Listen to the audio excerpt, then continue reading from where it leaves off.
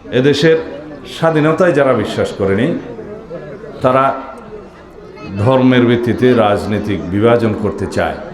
আগামী 12ই ফেব্রুয়ারি এদেশের উন্নয়নের জন্য, সমৃদ্ধির জন্য, গণতান্ত্রিক রাষ্ট্র ব্যবস্থা প্রতিষ্ঠা করার জন্য, সর্বোপরি সুশাসন প্রতিষ্ঠার জন্য আগামীতে আমরা সকলেই ধানের শীষের প্রার্থীকে ভোট দেব ইনশাআল্লাহ। এই ফ্যামিলি কার্ডটা কি?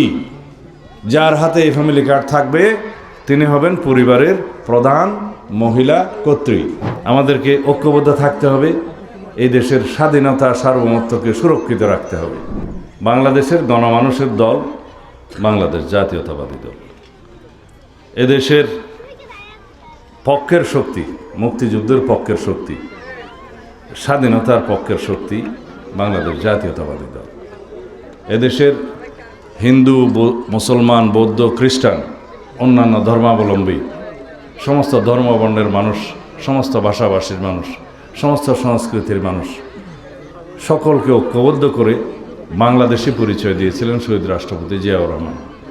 আমরা এই একটা পরিচয়েই বাংলাদেশের পক্ষে আমরা এগিয়ে গিয়েছি। এই স্বাধীনতার পতাকা শহীদ রাষ্ট্রপতি জিয়াউর রহমানের হাত ধরে, দেশনেত্রী বেগম খালেদা জিয়ার হাত ধরে আজকে আমাদের নেতা জনাব তারেক রহমানের কাছে হস্তান্তরিত হয়েছে জনগণের মাধ্যমে। এই পতাকাকে আমরা সমুন্নত রাখব। এদেশের স্বাধীনতায় যারা বিশ্বাস করেনি তারা ধর্মের ভিত্তিতে রাজনৈতিক বিভাজন করতে চায়। এদেশের মানুষ এটা চায় না। আমরা সবাই বাংলাদেশি পরিচয়ে পরিচিত। আমাদেরকে ঐক্যবদ্ধ থাকতে হবে, এই দেশের স্বাধীনতা সার্বভৌমত্বকে সুরক্ষিত রাখতে হবে। এদেশে গণতন্ত্র বিলুপ্ত হয়ে গিয়েছিল। সেই গণতন্ত্রকে বারে বারে বিএনপির নেতৃত্বে, দেশনেত্রী বেগম খালেদা জিয়ার নেতৃত্বে একবার সামরিক স্বৈরাচার মুক্ত হয়েছে আমরা, এবং তারই নেতৃত্বে পরবর্তীতে আমাদের নেতা জনাব তারেক রহমানের পরিচালনায় ফ্যাসিবাদ বিরোধী গণতান্ত্রিক আন্দোলনে আমরা বিজয়ী হয়েছি। এদেশের মানুষ ছাত্র গণ অভ্যুত্থান সংগঠিত করেছে, শত সহস্র শহীদ হয়েছে, আমাদের সন্তানরা রাজপথে রক্ত দিয়েছে। তাদের আকাঙ্ক্ষা এদেশে একটি শক্তিশালী গণতান্ত্রিক ব্যবস্থা প্রতিষ্ঠিত হবে, বৈষম্যহীন গণতান্ত্রিক সমাজ ব্যবস্থা প্রতিষ্ঠিত হবে, রাষ্ট্র ব্যবস্থা প্রতিষ্ঠিত হবে, এবং একটি শক্তিশালী গণতান্ত্রিক সরকার এদেশে প্রতিষ্ঠিত হবে, যার মালিক হবে এদেশের সকল জনগণ। আমরা এই দেশের মালিক, সকল জনগণ এই দেশের মালিক। সুতরাং এই রাষ্ট্রের মালিকানা নিশ্চিত করার জন্য আগামী 12ই ফেব্রুয়ারি এদেশের উন্নয়নের জন্য, সমৃদ্ধির জন্য, গণতান্ত্রিক রাষ্ট্র ব্যবস্থা প্রতিষ্ঠা করার জন্য, সর্বোপরি সুশাসন প্রতিষ্ঠার জন্য আগামীতে আমরা সকলেই ধানের শীষের প্রার্থীকে ভোট দেব ইনশাআল্লাহ। সারা বাংলাদেশে ধানের শীষের প্রতীকে এখন গণজোয়ার সৃষ্টি হয়েছে। আমাদের নেতা জনাব তারেক রহমান যেখানেই যাচ্ছেন, ভোর রাত্র পর্যন্ত জনগণ অপেক্ষা করে, লক্ষ লক্ষ মানুষ অপেক্ষা করে তাকে দেখার জন্য, তার দুটো কথা শোনার জন্য। তারা আস্থা রেখেছে, তারা ভরসা রাখতে চায় তাদের নেতার উপরে। তিনি কথা দিয়েছেন, আই হ্যাভ এ প্ল্যান, আমাদের একটা পরিকল্পনা আছে এই দেশের মানুষের জন্য, এই দেশের জন্য। সেই পরিকল্পনা অনুসারে আপনারা জানেন আমরা বিভিন্ন কর্মসূচি হাতে নিয়েছি। সেই কর্মসূচির একটা আমার মা বোনদের উদ্দেশ্যে বলতে চাই, তার মধ্যে হচ্ছে ফ্যামিলি কার্ড। এই ফ্যামিলি কার্ডটা কি? কার্ডগুলো নিয়ে আসতে। এই ফ্যামিলি কার্ডটা কি? যার হাতে এই ফ্যামিলি কার্ড থাকবে তিনি হবেন পরিবারের প্রধান মহিলা কর্ত্রী। তিনি মর্যাদাপ্রাপ্ত হবেন, সম্মানিত হবেন, নারীর ক্ষমতায়ন হবে এবং তার অর্থনৈতিক অবস্থার উন্নতি হবে। এই ফ্যামিলি কার্ডের মধ্য দিয়ে তিনি সারা মাসের প্রয়োজনীয়, নিত্য প্রয়োজনীয় দ্রব্যের একটি অংশ বিনামূল্যে পাবেন। ক্রমান্বয়ে আমরা সকল পরিবারের কাছে যাব যাদের অর্থনৈতিক অবস্থা ভালো নয়। আমরা হিসাব করে দেখেছি এই দেশে 4 থেকে 4.5 কোটি পরিবার আছে। আমরা ক্রমান্বয়ে সকলের কাছে পৌঁছাবো। আমাদের একটি পরিকল্পনা আছে, সেই পরিকল্পনা বাস্তবায়নের জন্য আমরা মনে করি আমাদের গরিব মেহনতি মানুষের অর্থনৈতিক অবস্থা উন্নতি করতে হবে। তাহলে তার সন্তানরা শিক্ষিত হবে, দেশের সম্পদ হবে, তার পরিবারের সচ্ছলতা আনবে। এই হচ্ছে আমাদের পরিকল্পনা। আমরা বলেছি স্বাস্থ্য কার্ড দেব। সেই স্বাস্থ্য কার্ড বাংলাদেশের প্রত্যেকটা নাগরিকের হাতে যাবে।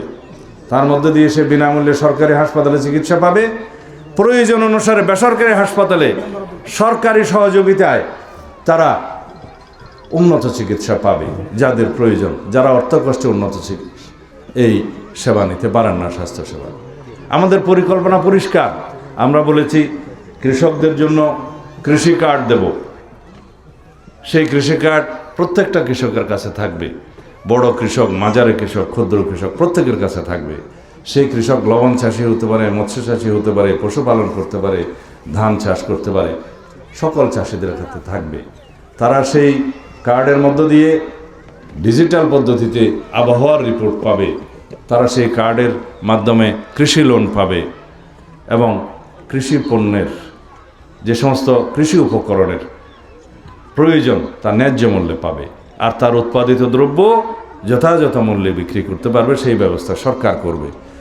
এবং পচনশীল কৃষি দ্রব্যের সংরক্ষণের জন্য সরকার প্রয়োজনীয় ক্ষেত্রে জায়গায় জায়গায় সংরক্ষণাগার করবে। প্রাকৃতিক পদ্ধতিতেও সংরক্ষণাগার করা যায়। এইভাবে কৃষকের অর্থনৈতিক অবস্থা পরিবর্তনের মধ্য দিয়ে কৃষকের মেরুদণ্ড শক্তিশালী হবে। তাহলে জাতির মেরুদণ্ড বলতে আমরা বুঝি শিক্ষায় জাতির মেরুদণ্ড, অর্থনৈতিক মেরুদণ্ড কৃষকের মেরুদণ্ড। তাহলে আমরা এই জাতিকে একটি সমৃদ্ধশালী জাতি হিসেবে গড়ে তুলতে পারব। আমাদের এই ফ্যামিলি কার্ডের নমুনা হচ্ছে এইরকম। আমাদের কৃষক কার্ডের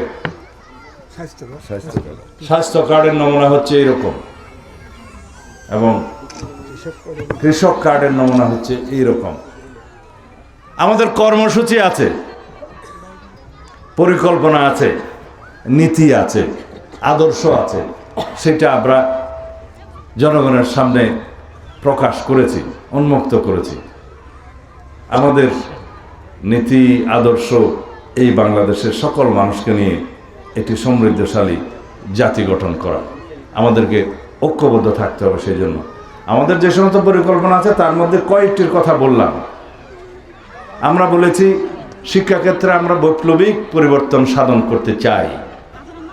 সেই বৈপ্লবিক পরিবর্তন কি? আমাদের সন্তানরা এখন শুধুমাত্র ডিগ্রি অর্জনের জন্য বিদ্যালয়ে যায়, কলেজে যায়, বিশ্ববিদ্যালয়ে যায় এবং ডিগ্রি প্রাপ্ত বেকার হয়ে যায় অধিকাংশই। সেজন্য আমরা বলেছি প্রাথমিক পর্যায় থেকে মাধ্যমিক, উচ্চ মাধ্যমিক পর্যন্ত আমরা আমাদের সন্তানদেরকে যে কোনো একটি বিদেশি ভাষা শিক্ষা বাধ্যতামূলক করব। ক্রীড়া চর্চায় তাদেরকে বাধ্যতামূলকভাবে অংশগ্রহণ করতে হবে, সংস্কৃতি চর্চায় অংশগ্রহণ করতে হবে। সবচাইতে বেশি বড় সেটা হচ্ছে তাদেরকে কারিগরি প্রশিক্ষণ নিতে হবে যে কোনো একটা বিষয়ে।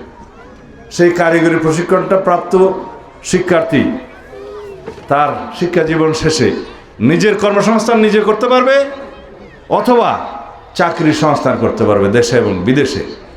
তাহলে বিদেশে গেলে সে দক্ষ মানুষ হিসাবে, দক্ষ জনশক্তি হিসেবে রপ্তানি হবে, দেশের জন্য বৈদেশিক মুদ্রা অর্জন করবে। এই পরিকল্পনা তো একটু সময় লাগলেও খুব বেশি সম্ভব বাস্তবায়ন করা। আমরা অবাস্তব কিছু বলছি না, কারণ আমাদের উদ্দেশ্য হচ্ছে আমরা শিক্ষিত বেকার সৃষ্টি করতে চাই না, আমরা কর্মক্ষম হাতের সৃজন করতে চাই। আমরা 18 কোটি মানুষ, ভবিষ্যতে হয়তো আরও বাড়বে, কিন্তু 18 কোটি মানুষের 36 কোটি হাত থেকে যদি আমরা কর্মের হাত হিসাবে গড়ে তুলতে পারি তো এই জাতিকে রুখে দেবে আর সাধ্য আছে কারো? আমাদের অর্থনৈতিক সমৃদ্ধি হবে ইনশাআল্লাহ, আমরা একটা সুন্দর সমৃদ্ধ সুস্থ জাতি পাব। এই হচ্ছে আমাদের পরিকল্পনা। আমরা পরিবেশের জন্য বলছি বৃক্ষরোপণ সহ, অন্যান্য খাল খনন সহ, প্লাস্টিকের ব্যবহার কম করা ইত্যাদি অনেক পরিকল্পনা আছে যেগুলো খুবই বাস্তবায়নযোগ্য। আর অন্যান্য দল যারা মাঠে নেমেছে তাদের কোনো পরিকল্পনা নেই, কর্মসূচি নাই এদেশের মানুষের জন্য। তারা সমালোচনা করছে বিএনপি এই সমস্ত কার্ড টার্ড এগুলো বলছে, এগুলো পারবে না। আপনারাই বলেন এই সমস্ত কার্ড বাস্তবায়ন করতে পারা সম্ভব কিনা? এই সমস্ত কর্মসূচি যে পরিমাণ অর্থ বিগত সরকারের সময় দেশের থেকে বিদেশে পাচার হয়েছে তার শতকরা 10% দিয়ে এই সমস্ত সকল পরিকল্পনা বাস্তবায়ন করা সম্ভব। আমরা আর্থিক খাতে যে বিশৃঙ্খলা হয়েছে সেই বিশৃঙ্খলাকে যদি সুশৃঙ্খল পর্যায়ে নিয়ে আসতে পারি ইনশাআল্লাহ সেটা করতে হবে।